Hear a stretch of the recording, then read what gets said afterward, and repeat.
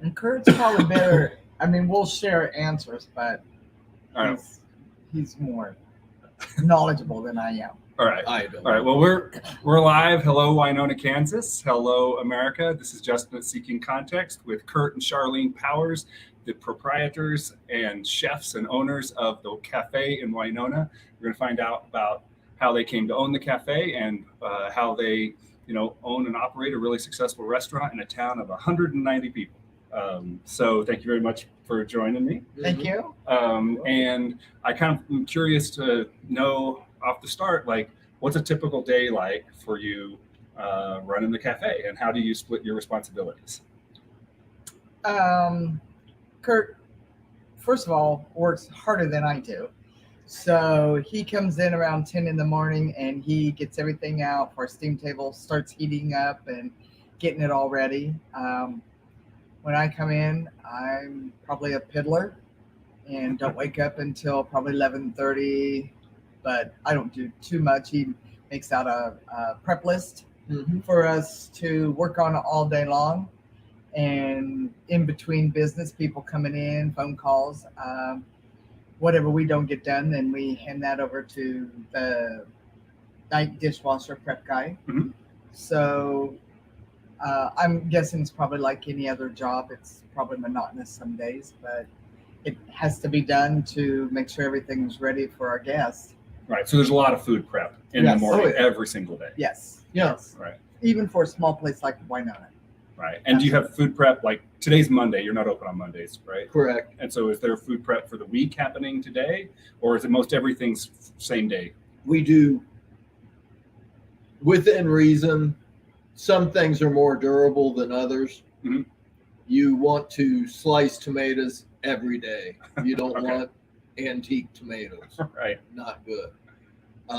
Ranch dressing can be made in a larger batch. It has a longer shelf life. Right. So you have to balance the everyday things versus, okay, today we're not doing as much, hamburgers and Because we want sliced it all tomatoes. fresh. So Right.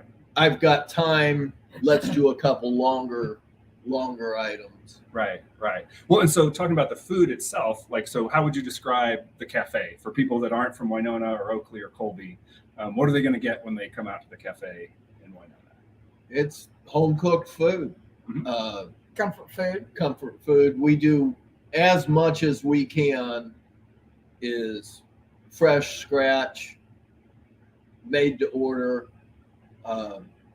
Space and time don't allow us to do that for everything. For example, a lot of our appetizers are prepared and we buy them and just cook them. Mhm. Cheese curds, mozzarella sticks, things of that nature. They're a frozen product, Yeah. whereas our dinners are fresh. Every Yeah. day. Yes. Yeah. Every we- day. We hand bread country fried steaks. All our chicken tenders and chicken fried chicken is hand breaded to order. Right. Hamburgers, we make anywhere between 40 and 80 hamburgers a day, every day. Wow. And they're all fresh. I mean, we'll have a couple to start the day from the day prior, but those will be gone by lunch and we're into the product.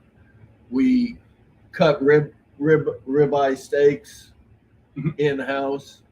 They're kind of a known specialty, right? Oh, yeah. For the ribeyes. Yeah. Yeah. We slice our own Philly meat, dice all our own lettuce. We don't buy the pre-diced bagged lettuce Mhm. that's been sitting on the shelf for a week before you even think about getting it. Right. We buy cases. Right now we're doing about 3.5 cases of lettuce a week. That's 24 heads in a case. So roughly 100 heads of lettuce a week. We buy 400 pounds of potatoes a week, and normally I'll have 70 to 100 pounds when the next truck comes. So Right. I'm buying 300 more, build to 400 every Right. week. Do you find that the demand is it fluctuates, or are you able to kind of predict what's going to happen each week with some level of If certainty? you try to guess what the public's going to want, you're going to screw it up every time. I've given up trying to figure it out. We try to be prepared for a busy day. If something happens, maybe there's a ball game or some event that we didn't factor in and we're a little slower, we have an easier prep day the next day. And right. If business is very good, then we kind of have to scramble a little and get it done. But right. And how about the supply chain? Like all other sectors of the economy seem to be struggling getting things in a reliable manner. Is that a problem for the two of you? The meats, the produce have not been a problem. Some dry goods have been. We've got out of stocks on gloves for preparing. So instead of having a dozen boxes, I have 30 boxes. So if and then at one point they had shot way up, but now the prices are coming down. Right. You could get them if you wanted to pay a premium. Right. Well, at one point we had to get them. Right. We didn't have a choice. You got to have gloves to prepare food. No, before the pandemic started, I was paying $34 a case for gloves. At one point, they were $143 a case. Oh my gosh! And right now, they're right at $80. Right. It's coming back down. We've had out of stocks on fried shrimp, on mozzarella sticks. I haven't been able to get for months. The jalapeno poppers. Jalapeno poppers we're getting, but the jalapeno bottle caps. The bottle caps, yeah. Those have been out of stock for a good while. I talked to one of my sales reps, and he said we don't buy pre-breaded frozen chicken, but he deals with many restaurants that do. One of his suppliers makes 55 varieties of frozen chicken strips, different flavors, different sizes. Right now, they're only making 7 because that's all they can keep up with. Yeah. And so the other 40 somewhat, they're just not making until they get caught up, till they can get. They're doing social distancing at the manufacturers, so they have less people to do the job. Right. So that's part of it. Anything that's frozen or dry goods, normally I would keep a week and a half supply and just get it in every week. Right now I'm keeping 3 or 4 weeks supply, as long as I can store it. That way, if they're out of stock for a week or two, we don't suffer. And fortunately, all the refrigerated items, fresh rib loin, we buy all our rib loin comes fresh, never frozen. All our hamburger comes fresh, never frozen. And that supply has been consistent and good. Because I assume you can source that kind of locally, somewhat. We can, but we get it through a grocery distributor. Okay. I've talked to several ranchers about sourcing locally, and no one's been able to. Fresh, never frozen.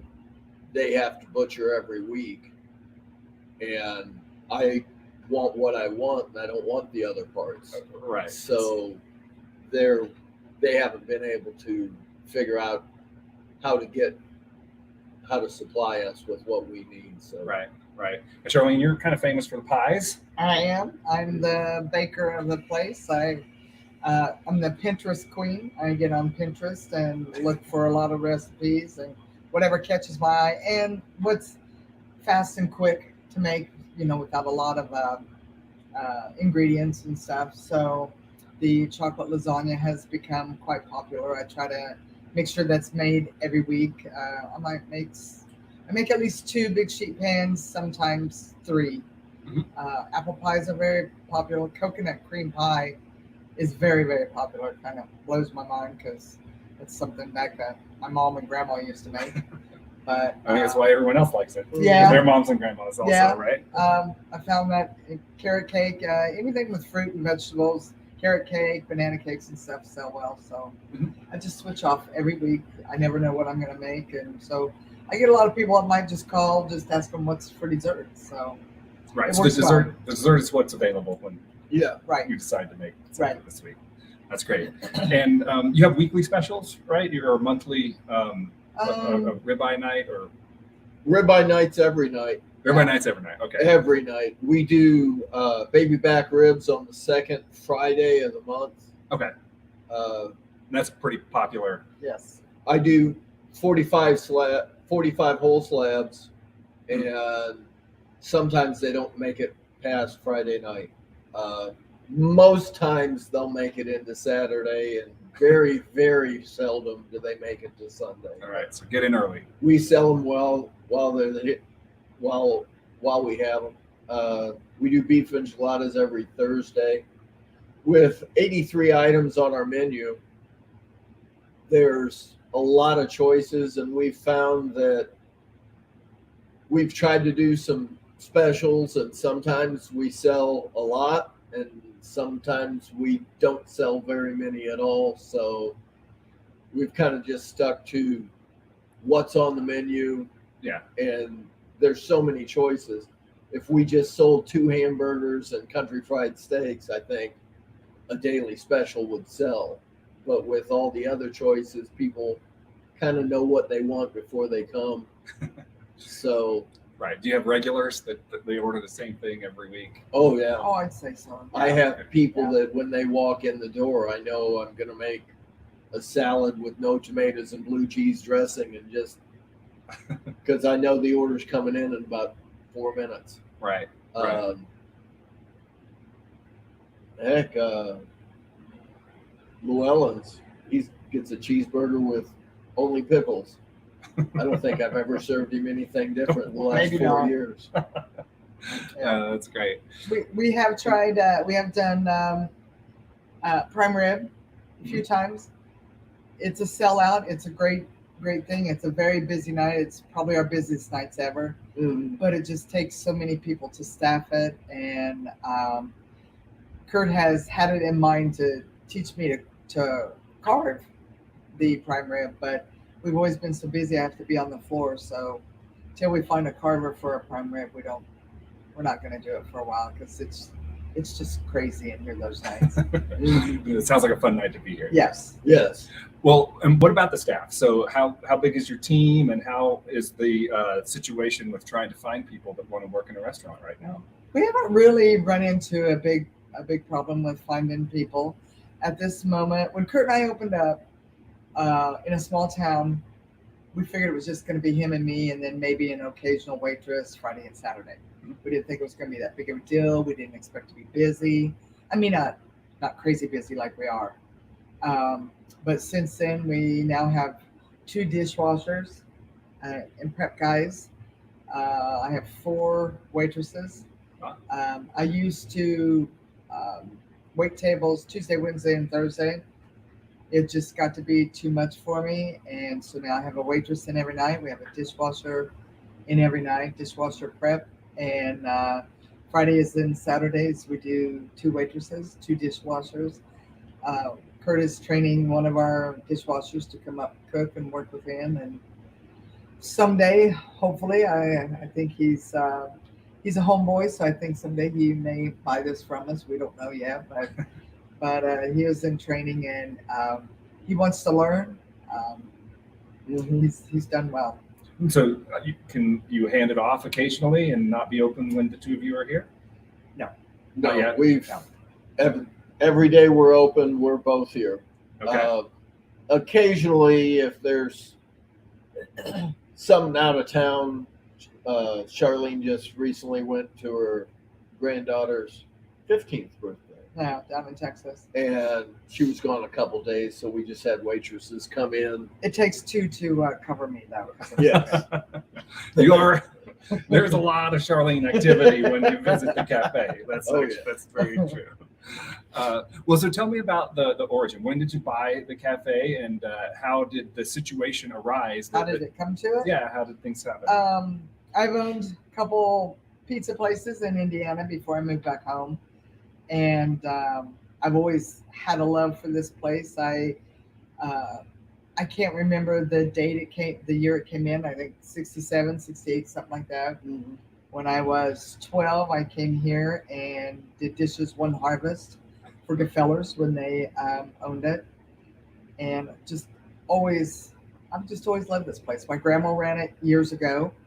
That's kind of why we have the phone number we have, 846-2735, because my cousin kept a little memorabilia thing of toothpick holders, which was the thing back then. Mhm. And it had Ma Arnberger on there and had that phone number. So we requested that phone number. After Curt and I met at Montana Mike's and got together, I don't know, one day I just asked him because he's always worked for corporate. He's been all over the United States working for corporate restaurants. Mhm. And I just asked him, would you like to be on your own someday? And he's like, I'd love to. So we just kind of put our heads together and we looked at a place in Colby. It just wasn't quite what we were looking for. It was going to take a lot. And so one day I said, well, I'll show you what I'd really like to have. And I drove him by this place and it was pretty rough looking. Of course, we've done a lot of work to it, but it was pretty rough looking. And he just looked at me and goes, you want to buy this?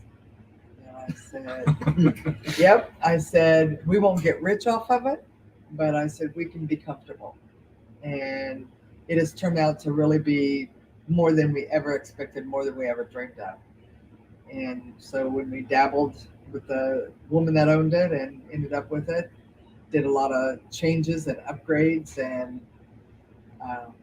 we're just tickled with it. It's I can honestly say in my whole restaurant career, this is probably the best place I've ever worked. That's great to hear. Mm-hmm. And so you've owned restaurants before, Yes. but you've always just, prior to this, just been an employee of a larger organization. Yeah. So we have yes. One moment, everyone. We'll take a commercial break. Okay. Sorry. That's all right. People checking on things. There's a lot of activity around here. So I'm just curious about how it feels, or if you experienced what you expected when you dove into owning a restaurant compared to working in other places. It's nice that I don't have someone at the corporate office who hadn't worked in a restaurant in years trying to say what you need to be doing. Mm-hmm. That we just come in and talk it out, figure out what we want to do, and make a decision, and we can go with it. We're not answering to others. I don't have a district manager or a regional vice president, right, or any of that stuff. I mean, I also don't have an accountant or a bookkeeper where that falls on us, so. Right. So the workload is heavy. Well, there's a lot more to it than just coming in and cooking a couple burgers and going home. You've got to make sure the payroll taxes are paid and on time. Mm-hmm. There's pay the sales tax. I had someone, they were like, wow, you have to pay that much sales tax. It's like, no, I just collect it for the state. Right. It's never my money. Right. We were just holding on to it for a while. Yeah, you need to have that mindset. Exactly. Right. Make sure it gets paid. Well, and so then how did you come to I guess, decide? Did you just say, well, okay, we're going to buy it, or did you run the cafe for a little while? Oh, no, we bought it outright. Yeah, we bought it outright. We had thought at one point we had it in September, so we opened up in November, but we thought we were going to have possession of it by September. Curt had already quit his job, and he'd only been home a couple of days, and the gal that was selling it to us decided that she didn't want to sell. It was kind of like she didn't want it, but she didn't want somebody else to have it. So that was a little stressful. waiting for her to, if I can say, get off the pot and, decide that she was kind of finally going to let go of it. I still worked at Montana Mike's, so I went in daily and worked there. And in the meantime, Curt sat down and plotted out his menu and just kind of decided where we were going to put things, how we were going to do it. And he did a great job. Sometimes when I'd come home and I'd see the stuff he wanted to put on the menu, being from a small town like this, I was like, I don't know about that. And even too, when Curt would go to the local lumber yard and they say, so you're buying the rest of the cafe, and they had doubts about his menu. They're like, that is not going to work. What are they thinking? They just need to get on board with just some cheeseburgers and hamburgers. And our dinners have gone over tremendous. We pull in from quite a few towns, and we're pretty proud of that. That's really cool. Very proud of it. So is the menu you have today, how much has it evolved from like what you sort of when you threw the dart at the first board? Well, two things came off our original menu, and we've probably added at least 8, if not a dozen items. When we first opened up, and I didn't really know what the product flow was going to be, how much to prep. Sometimes we'd end up a little long on something. Chicken, for example. Wow, I've got too much chicken. We need to encourage some sales of that. So we'd put up I had 3 or 4 different ways I could use chicken, and we'd put a daily special up. Hey, today our special is this. And it'd be enough that I'd move a dozen or 15 chickens and not have any shelf life issues. Well, then 2 or 3 days later, they'd come in and say, hey, I was here the other day and you had this chicken dish. It had bacon and barbecue sauce. Can you make that today? And it was like, well, I have all those things. I can put that on a plate. And after people doing that several times, we just ended up putting it on the menu. All the specials we ran are now menu items. Right. So it's dangerous to create a special because people might like it. Sometimes it is. Yes. We used to run pasta one day a week as a special. And pasta's now on the menu every day. Yeah. Well, you mentioned that people come from all over. Like how big would you say your catchment area is? Colorado? Actually, yes. We have a few in Cheyenne Wells that we pull from. There's a car club over there. And usually in the summer, I'm going to say around August, they'll bring, sometimes they'll call and say they're going to have 20, and it might end up be 12. But then the next time they'll call and there'll be 30, and there's every bit of 30, 35 in the car club. So Cheyenne Wells, Scott City is 45 minutes from here, so we pull from there. Oakley and Colby, Sharon Springs. So Leota, we've done well with Leota people. Yeah, we do pretty good. And about 45 to 50 miles, really, in a radius. Yeah. So even though there's only 190 in town, then all the farms and some of the outlying towns, we're probably pulling from 20,000 right in population. If I'm bringing a big group like that, do I need a reservation? It's nice to call to have a heads up so we can, especially if somebody's going to call and say, hey, in 2 hours, say it's 4 o'clock, and they want to bring a party of 20 in at 6. It's nice to have a heads up. That way we can either encourage them. I don't want to use the word discourage, but just let them know you're kind of pushing it to our busy time. Can you come earlier? Maybe we can give them some suggestions. But it is nice to have the heads up so we can have the table ready. And just in case I'm short a girl, maybe I can call somebody in. Right. But it is nice to have. We've put the patio out front. We built that on, I don't know, a year or 2 after we were in business. And the patio absorbs whatever's, who's ever standing at the door, or summertime, it's pretty busy out there. Right. What's it like working with a romantic partner? We get along well. I've done this before with my other partner, and it wasn't much fun. And it didn't work well, and somebody tends to do more work than the other. But I don't know. Kurt and I was together 3 or 4 years before we started it, and we worked well at our other job.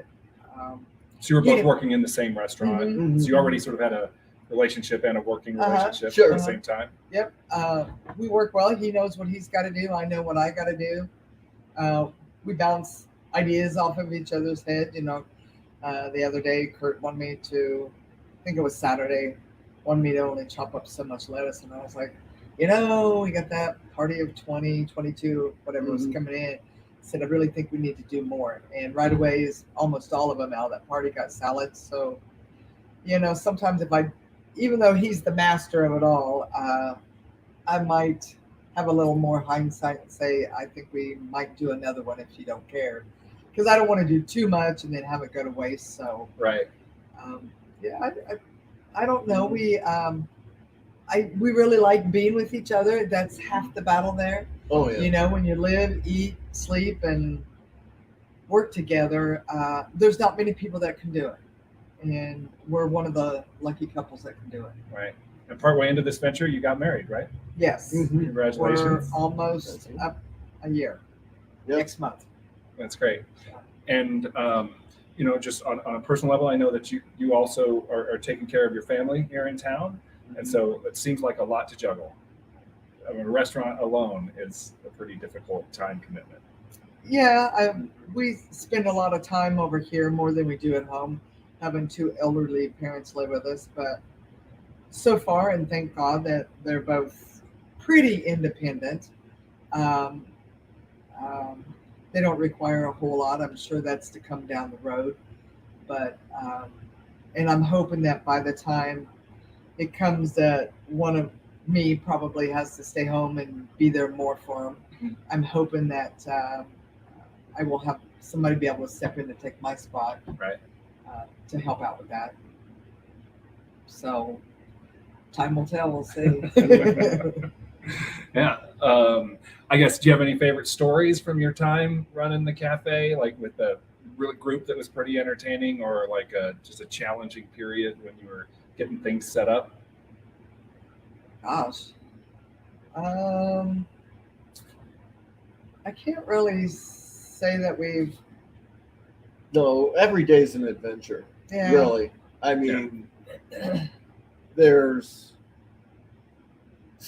some project that needs to get done, or just getting through. A lot of the people we have come in, we have truck drivers, being that we're right on Highway 40, that we've got a regular truck driver from Nashville. Mhm. We see him twice a month, maybe 3 times a month. He actually called us to wish us Merry Christmas And apologize that and he couldn't come in. apologized he hadn't been in for a couple weeks because they changed his route. Wow. And it was like, wow, that It was just nice awesome. for him to take out of his truck driving day to call Right. us and tell us Merry Christmas. I don't, there's so many great people that come in here. We're in a very close knit town. The parents are very, very involved in the school. So I'm telling you, there's a lot of waitress nightmare stories out there that they don't want to deal with kids. But these are some great, well-mannered children that come into this place, from teenagers down to little ones that the parents are right there with them. There's a big following when ball games are going on. So I guess my favorite part of it is kind of watching some of them grow up. When we came here, a couple of the little girls we got to know were just 2 years old, and now they're kindergartners. And some of the young high school boys, they were, I don't know, freshmen. And I was looking down at them, and now I'm looking up at them. And I have to say, I am enjoying watching the kids grow up. Right. So that's Yes, it sounds like you develop a lot of meaningful relationships Yeah. with Oh, the people yeah. that come in, and I'm sure your team as well. Yeah, yeah. That's great. Kurt's, there's a lot of people that stop by and want to tell him what a great job he did on their steak, and he's just so busy that you might get this or okay, thanks. I try to get out in the dining room and do a little PR and stop and talk to a lot of them. I've become really good friends with a lot of them. I don't know. It's been a good thing for us. Mhm. Yeah. Was the success that you've seen, did it kind of happen right out of the gate, or was it kind of a slow build? Our first day, I put out, there's a sign out in front of the building. You can change the letters in it and say whatever you want. We didn't advertise. And I just said, open Thursday, November 16th, 11 a.m. And I put that up Wednesday at 3 in the afternoon. Every chair in the place was full on Thursday at lunch and on Thursday at dinner. Seriously. Yes. So we didn't plan to have any help because we thought we're just going to do a soft opening, no big deal. Yeah. And I have to admit, when that back room filled up, I was like, oh, what am I going to do? So, when you get like that, and I've kind of learned this from Curt, instead of running around like a crazed maniac and stressing out and then doing not a good job, I've kind of learned just do the best you can with what you got, with the time that you got. And I've helped cook a little bit, not much at all, because I just don't really want to do that. I was in a situation last week I had to, and Curt was sick, and I did panic in the beginning when I had a few tables, and then all You of were a sudden, behind here at the grill and serving? No, I did have one of the girls come in, and but until she came in the night before, I was serving and cooking, and I wasn't too rattled. I only had a couple tables, but the next day when I knew I had to cook, I got rattled by about 3 tables.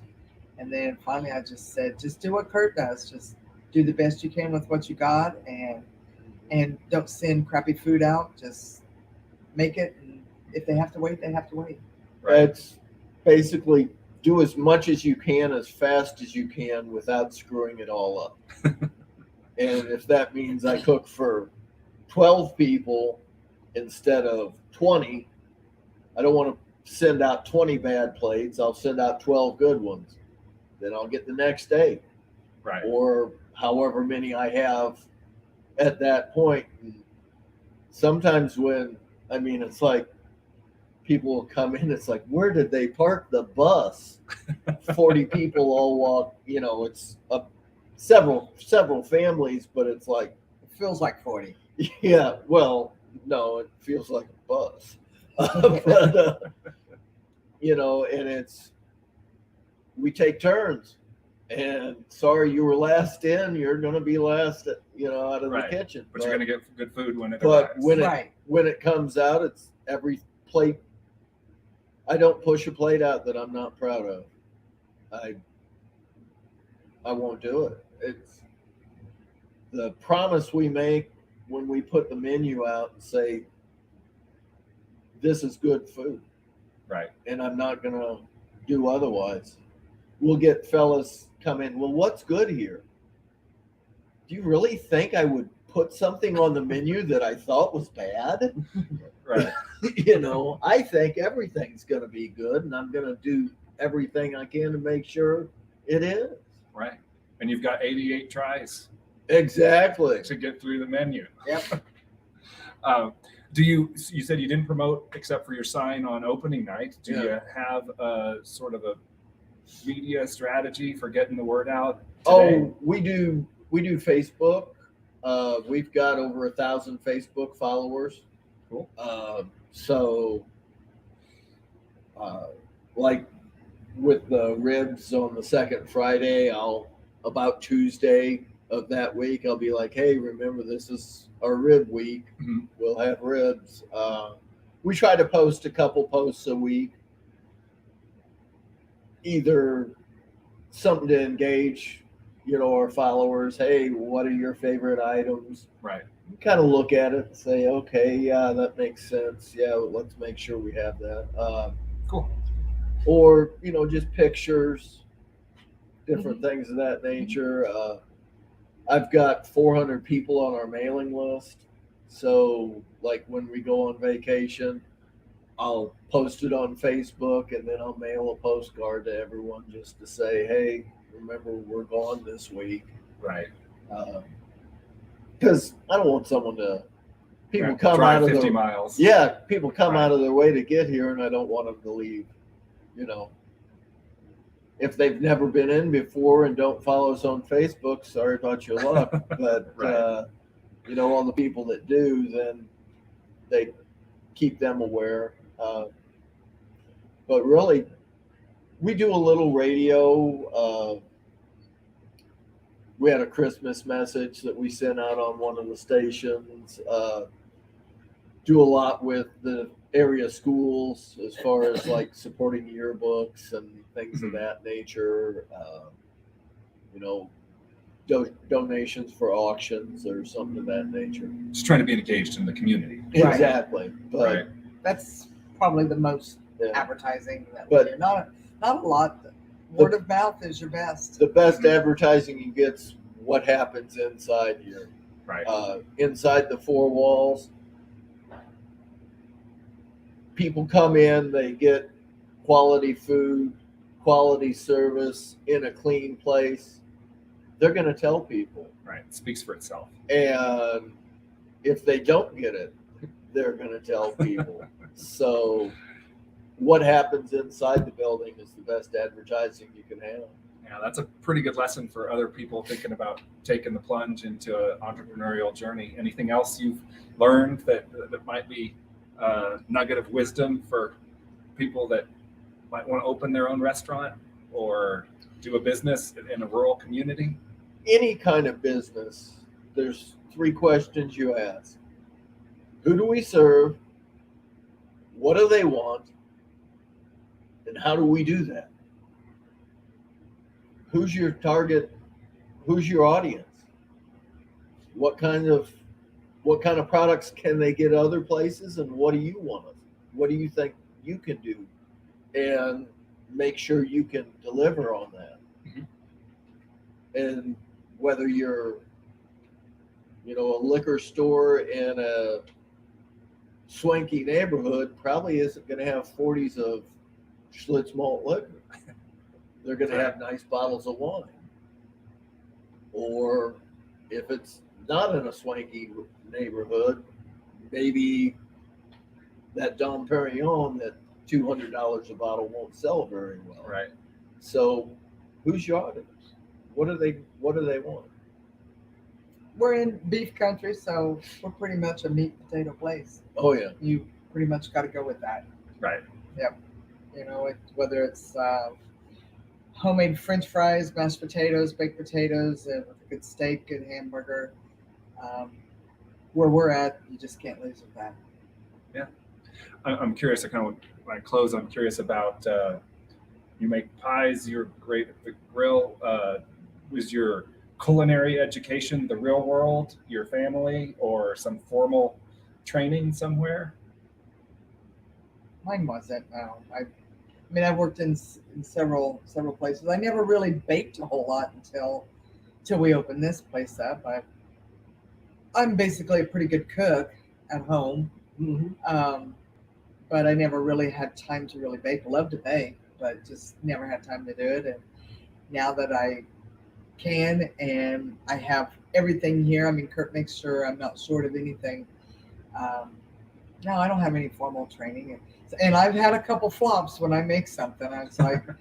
It's like it's not pretty, but it tastes good. I have to go with that. Right. I put out a pretty ugly chocolate cake one time, and I actually wrote on the board "ugly chocolate cake" and sold like hotcakes.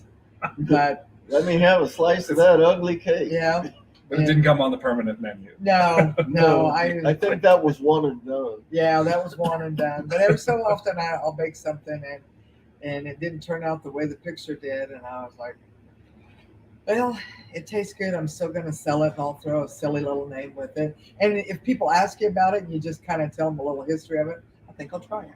So, Yeah. you know, Yeah.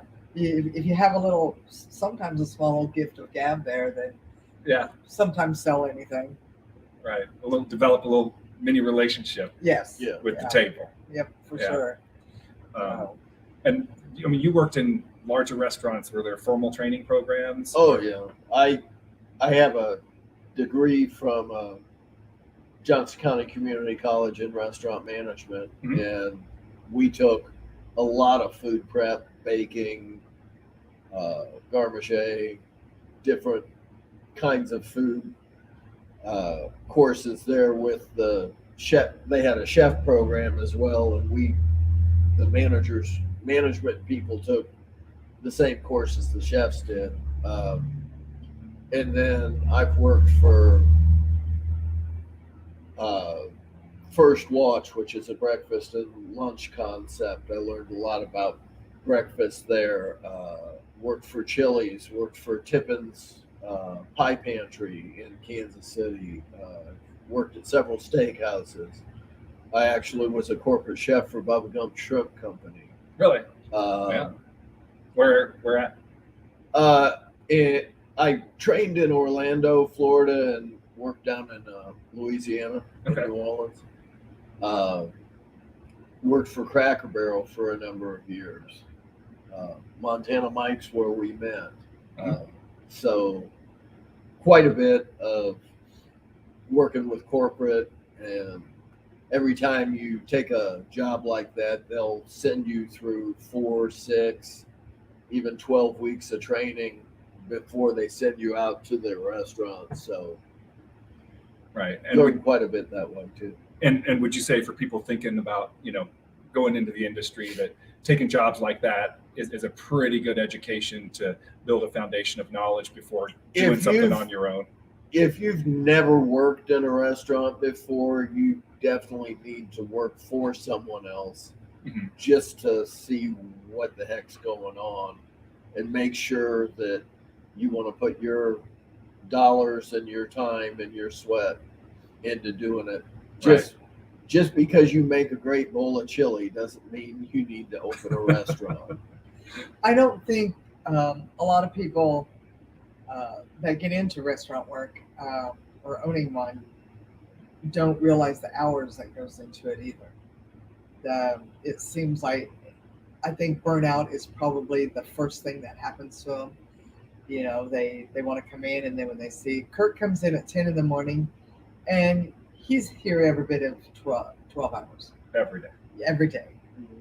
And I come to work around 11:30, and I try to be out by as soon as we get stuff done. That's enough for me, and I'm ready to go home by 9 o'clock. So I think that's one big thing that I have seen with people. Like, you'll hear there's a great restaurant somewhere, and then like maybe 2 years down the road they're closing because they just didn't realize how many hours it takes to be in a restaurant.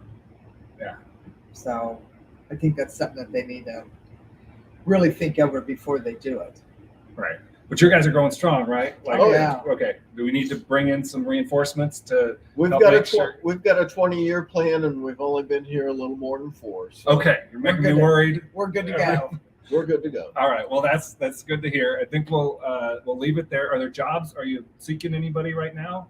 In terms of before I sign off, I meant to ask that question. Oh, right now we're fully staffed and have what we need, but it's always nice to have a phone number and a name to call if people are something interested in an changes. opportunity. But Because you never know. You never know what's going to happen. So anything can happen. But it's always nice to have someone on deck, as it were. yeah, Right. we do have a great team. We have our girls